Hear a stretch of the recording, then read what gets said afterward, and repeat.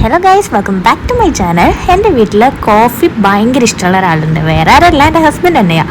ഇപ്പോൾ എനിക്കൊരു കോള് വന്നു, നീ വേഗം ഒരു കോഫി റെഡിയാക്കി വെച്ചോ, ഞാൻ ഒരു 1 അവറിനുള്ളിൽ എത്തുന്നു. ആളുടെ സംസാരം കേട്ടിട്ട് ഭയങ്കര ചൂടിലാണെന്ന് തോന്നുന്നു. ചൂടാവാനും കാരണമുണ്ട്.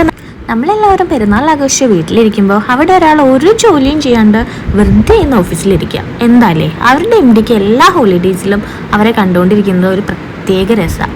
എംഡിയുടെ ഓരോരോ കുസൃതികളേ. അപ്പോൾ ചൂടായിരിക്കുന്ന ടോമിനെ ഒന്ന് തണുപ്പിക്കാനായിട്ട് ഞാനൊന്നൊരു കോൾഡ് കോഫി തന്നെ ഉണ്ടാക്കാമെന്ന് വെച്ചു.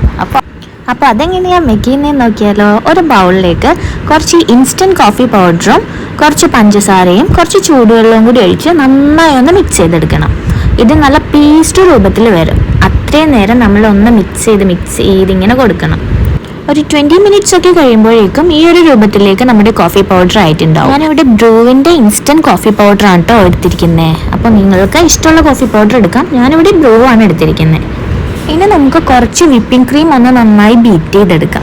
ക്രീം നല്ലൊരു ഫ്ലഫി ടെക്സ്ചർ ആവുന്നത് വരെ നന്നായിട്ടൊന്ന് ബീറ്റ് ചെയ്തെടുക്കണം.